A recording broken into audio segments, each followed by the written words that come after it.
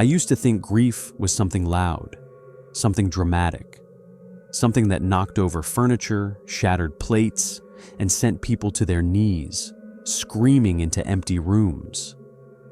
I was wrong. Grief is quiet. It sits beside you at the kitchen table in the early morning while the coffee grows cold. It folds itself into the empty space on the other side of the bed. It becomes the rhythm of your breathing when you wake up alone and pretend for a few confused seconds that nothing has changed. My wife Eliza died 6 years ago on February 11th, 3 days before Valentine's Day. She was 32. I was 35. The doctors said it was a ruptured cerebral aneurysm. One moment, she was laughing at something stupid I'd said about a crooked picture frame in the living room. Next, she was clutching her head, collapsing, convulsing on the carpet while I screamed into the phone for an ambulance that arrived too late to matter. They told me she probably never felt pain. They told me it was fast. They told me nothing I could have done would have changed the outcome. They tell you a lot of things when someone dies suddenly. None of them helps. The funeral was on February 15th.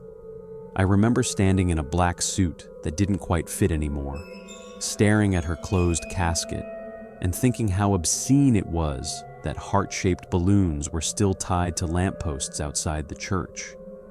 How pink confetti still clung to the sidewalk. How people were still buying chocolate and lingerie and roses while I was watching the love of my life get lowered into the ground.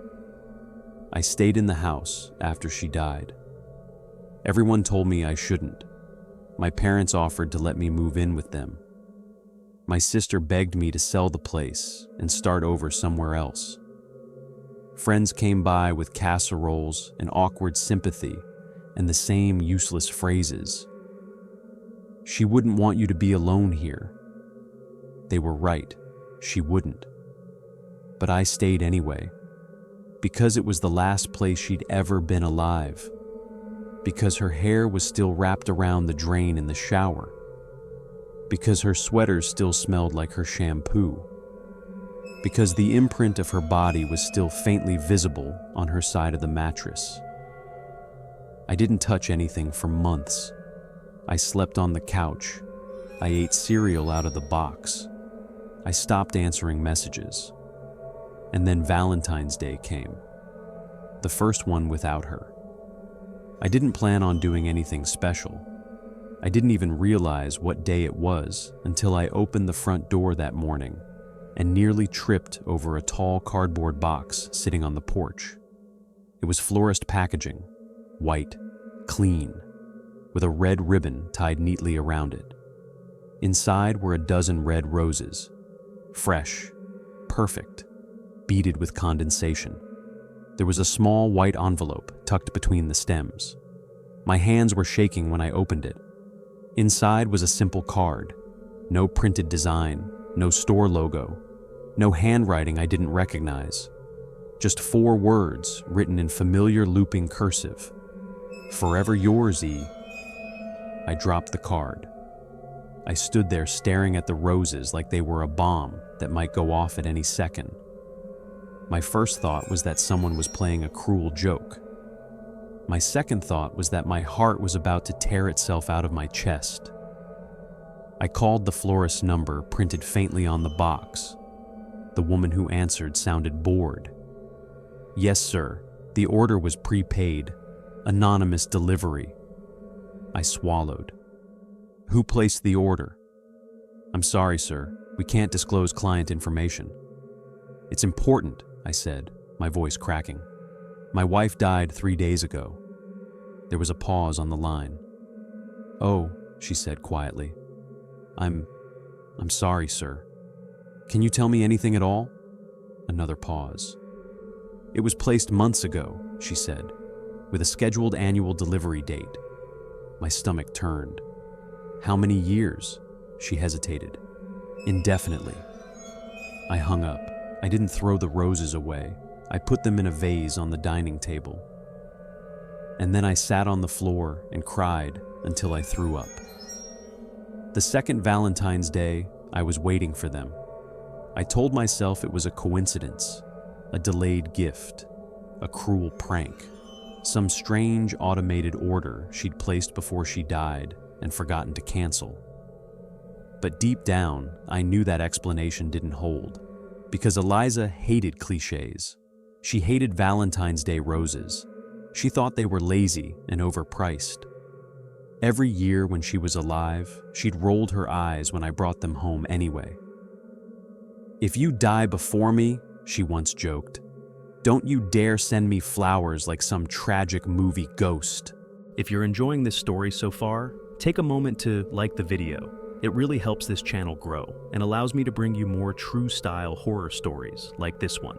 And if you're new here, consider subscribing, because the rest of this story only gets darker. I called the florist again. They told me the same thing. The order was prepaid. The delivery was scheduled. The sender's information was restricted. I asked if the credit card was still active. They said yes. I asked whose name it was under. They refused to say. That night, I dreamed Eliza was standing at the foot of our bed, dripping wet, holding a bouquet of roses. "You're late," she said. The third year, the roses weren't red. They were white. The card said, "I miss you, E." That was the year I started drinking again. In the fourth year, there were 2 bouquets, one red, one white. The card said, "Soon, E." In the 5th year, there were no roses, just a single envelope taped to the door. Inside was a printed map, with a red circle drawn around a location about 40 miles outside the city. No signature, no message, just a date written at the bottom. February 14th. I didn't go. I threw the map away. I told myself I was done indulging whatever grief-induced psychosis I'd let grow inside my head. But that night, I found muddy footprints on the kitchen floor, leading from the back door to our bedroom, stopping at my side of the bed. On the 6th Valentine's Day, the roses came again, red, wilted, rotting, and the card said, "Why didn't you come?" "E," I screamed. I finally did what I should have done years earlier. I went to the cemetery. Eliza's grave was empty. The coffin was gone. The dirt was disturbed, and there were fresh roses laid gently on the headstone. I didn't call the police. I don't know why. Maybe because some part of me already knew what they would say. Grave robbery, vandalism, a cruel prank. Maybe because another part of me didn't want anyone else involved. I went home, and I waited. At 11:47 p.m. on Valentine's Day, someone knocked on my door. 3 slow knocks. I didn't move. The knocking came again. Then I heard her voice. "David?" It sounded exactly like her. Not ghostly, not distorted, just tired, just familiar. I stood up so fast the room spun. My mouth opened. No sound came out. "David," she said again, softly. "Please, it's cold out here." Every rational part of my brain was screaming. Dead people don't knock on doors. Dead people don't talk. Dead people don't sound like your wife. I opened the door. The porch was empty. But the roses were there, a single bouquet, and wet footprints led away from my door, down the steps, and into the darkness. I didn't sleep that night. I sat in the living room with all the lights on and the fireplace burning, staring at the front door as it might open again. Around 4 a.m., my phone buzzed, a text message from an unknown number. "Why are you scared of me? I'm still your wife." I dropped the phone. Another message came. "You promised forever." The next morning, I finally called the police. They came. They took notes. They nodded sympathetically. They told me someone was messing with me. A stalker, a prankster, a disturbed individual who had found my wife's obituary and was exploiting my grief. They dusted the door handle for prints. Found nothing. They checked the cemetery, confirmed the grave had been disturbed, filed a report, and told me to install security cameras. I did. I covered every angle of the house: front porch, backyard, hallways, bedroom. On February 13th, I slept with a kitchen knife under my pillow. At 11:47 p.m. on Valentine's Day, my doorbell rang. I checked the cameras. The porch was empty, but the doorbell kept ringing, over and over. The cameras showed nothing. My phone buzzed. Open the door. I didn't. At 12:02 a.m., the doorbell stopped. At 12:03 a.m., all the cameras went offline. At 12:05 a.m., I heard footsteps upstairs, slow, bare, coming down the hallway. I locked myself in the bathroom. I stayed there until morning. The psychiatrist said it was complicated grief with psychotic features. He said my brain was manufacturing stimuli to cope with trauma, hallucinations, delusions, auditory distortions. He prescribed antipsychotics. They made me tired. They made my hands shake. They didn't stop the flowers. The 7th Valentine's Day came early, February 10th. A box arrived. Inside was a single rose, black, dried, and a note. 3 days. On February 11th, the anniversary of her death, I found my wedding ring on my pillow when I woke up. I hadn't worn it in years. I threw up in the sink. On February 12th, the basement door was open. I never used the basement. We'd always joked it was cursed. I went down there for the first time since her death. There were candles arranged in a circle. Photos of us are taped to the walls. And in the center, her coffin. Open, empty.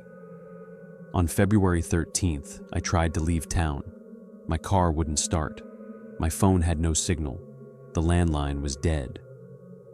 At 11:47 p.m., the knock came again.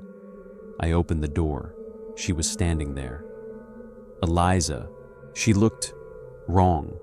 Her skin was pale and tight, like it didn't quite fit. Her eyes were glassy. Her hair was damp. But it was her.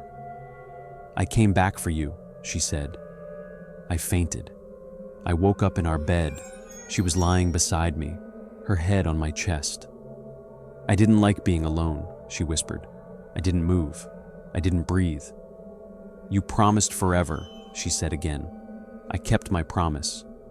I realized then what the flowers had really been. Not gifts, reminders. I don't know how long I stayed with her. Days, weeks, time lost meaning. She never ate, never slept. She only watched me and smiled and brushed my hair and told me stories about the dark place she'd been, about how cold it was, about how lonely, about how she crawled out of her grave, about how she followed the roses home. I tried to kill myself. She stopped me. "You can't leave," she said gently. "Not again." On the 8th Valentine's Day, I sent my parents a letter. I told them I was happy. I told them I'd found peace. I told them not to look for me. They found the house empty. No sign of struggle, no bodies.